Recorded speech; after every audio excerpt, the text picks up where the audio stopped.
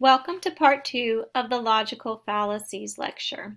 If you have not yet watched part 1, please watch that part first, as it will provide important context for the fallacies we're going to be talking about now, and it also has other fallacies that are not covered in this lecture. So we're going to start part 2 with the post hoc fallacy. So basically, this is a cause and effect fallacy. So the first thing you want to consider in order to avoid these are to avoid oversimplifying cause and effect relationships. And you don't want to assume that because one event follows another, the first is the cause of the second. So for example, if we have this, I had been doing pretty poorly this season. Then my girlfriend gave me these neon laces for my spikes, and I won my next 3 races. Those laces must be good luck. If I keep on wearing them, I can't help but win. The assumption is that the laces caused the win. But there certainly could be other factors involved. More training, the happiness associated with those laces, the belief that they're applying good luck. So that is an oversimplification of the cause and effect relationship. Here's another example in the cartoon down here. Someday I want to get married because studies show that married people are happier. A smarter interpretation is that no one wants to marry an unhappy person, right? And then you're annoying. Good luck with your soul. Good with any luck, your soulmate won't be perceptive. So the assumption is, right, is that marriage causes happiness, but as Dilbert is pointing out, that's not necessarily true, right? It could be that people who are happier also tend to be people who are more likely to get married. So as you're building your own cause-effect arguments, you want to be thinking carefully about how you're asserting causes leading to effects. And also when you're seeing those kinds of relationships in sources, you want to be questioning whether there really is a logical and reasonable connection between the cause and effect.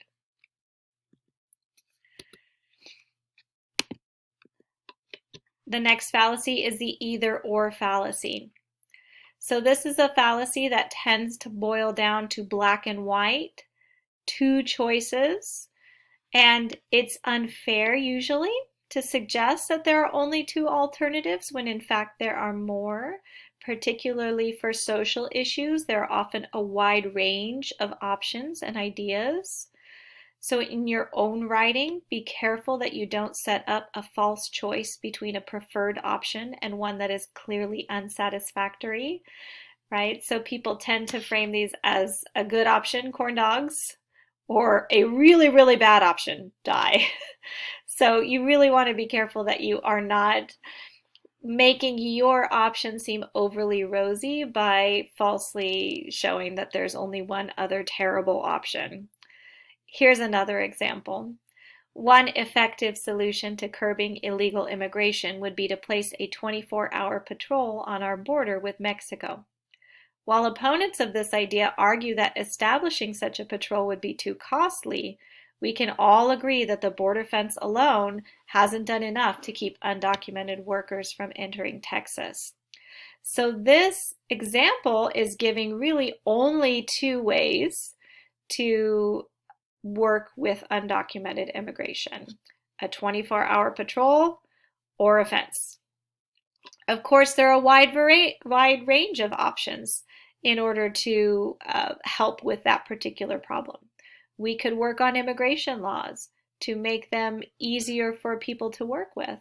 We could try and shorten waiting lines, offer residency programs.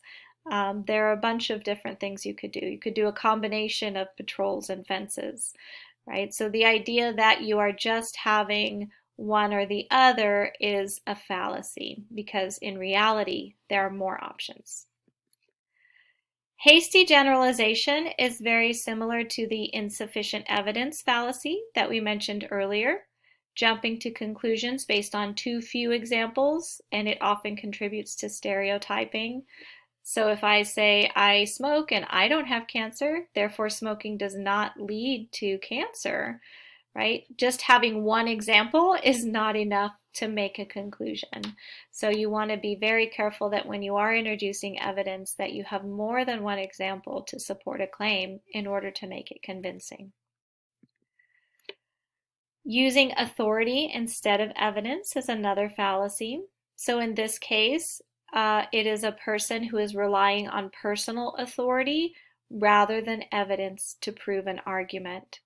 So if you have the mayor telling you to trust him on this new bill because he wrote it or he understands it, that doesn't necessarily give enough credit to the bill unless you know what's in it.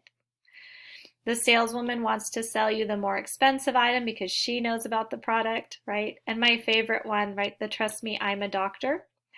So we often see commercials for pharmaceuticals, for example, on TV, and they usually have people with white lab coats on. Often those people are actors and not doctors, but because we associate them with the white lab coat, we assume they're a doctor, and then we give them authority, and then we think, okay, this is a good pharmaceutical because a doctor is supporting it. So really be wary of people who are telling you to trust them because of their position. The bandwagon fallacy, this one is peer pressure, basically. Everyone else is doing it, so you should too. We can often see bandwagon fallacies with the way that things go viral on social media, and even in our own readings on cyber cascades, for example, right? The idea that you believe something because other people already believe it, so you're kind of going along with the flow. Distorted emotional appeal is also one that we tend to see very often in advertisements and in politics. So distorted emotional appeal is irrelevant and unrelated emotional examples or stories used to prove a point. So for example, this image here is a real propaganda poster from the United States during World War II.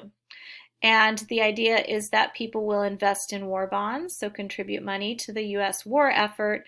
And in order to convince people to do that, there is this very emotionally driven image of an evil, monstrous enemy and the idea that women are being threatened, right? So there's ways that this image is portraying incredibly negative message in order to incite the emotions of viewers who then will invest in the war bond, hopefully. Slippery slope is another fallacy. If we allow one thing to happen, it will immediately lead to a worst case scenario where everything related goes wrong. And if you haven't read the Give a Mouse a Cookie books, they're a sweet example of this. But it's the idea if you give a mouse a cookie, then they're going to want a glass of milk, and then it goes on to cleaning the house and making a mess and all these different things. So if you do see the idea that, you know, a common one that has been used in the last several years is that if we allow same-sex couples to marry, it will destroy the entire institution of marriage. So that would be a slippery slope argument, right? If one thing happens, then another will follow from it. And that is a logical fallacy. So that brings us to the end of our logical fallacies. There are a couple here that I wanted to go over as examples to help us practice and think about the idea of applying logical fallacies when you see them in text. So we do have a discussion forum that you'll be completing this week along the lines of looking for logical fallacies in one of our course texts, but here's some shorter examples that we can practice on as well. So for the first one, I think there is great merit in making the requirements stricter for the graduate students. I recommend that you support it too. After all, we are in a budget crisis and we do not want our salaries affected. I would say this is a red herring fallacy. The idea that making requirements stricter for graduate students is very different than being in a budget crisis. Requirements has to do with the types of classes that people are taking and nothing at all to do with how much money and salaries are. So it is a distracting argument. It's meant to kind of rile up whoever is being talked to and get them to forget about the original topic. Example 2, Bill says that he likes the idea that people should work for their welfare when they can. His friends laugh at him, accuse him of fascist leanings, and threaten to ostracize him from their group. He decides to recant and abandon his position to avoid rejection. So this would be bandwagon fallacy, the idea that peer pressure is causing someone to change their mind rather than actually thinking about the argument and deciding based on evidence and conclusions. The third example, the new Power Tangerine computer gives you the power you need.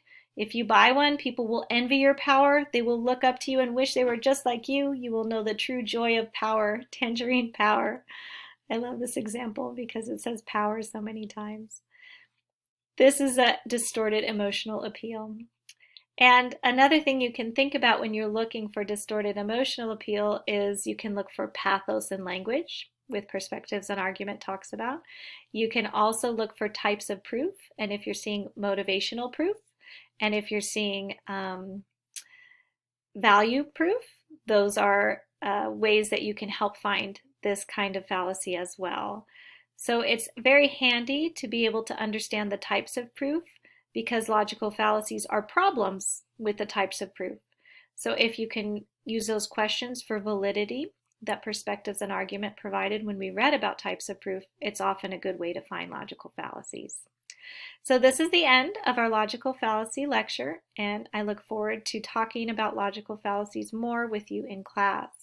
I think it's incredibly useful to have these on your mind and to think about them because out in the world there are so many instances of logical fallacies and so many times that someone is trying to convince you of something, as we mentioned earlier, particularly in politics and advertising.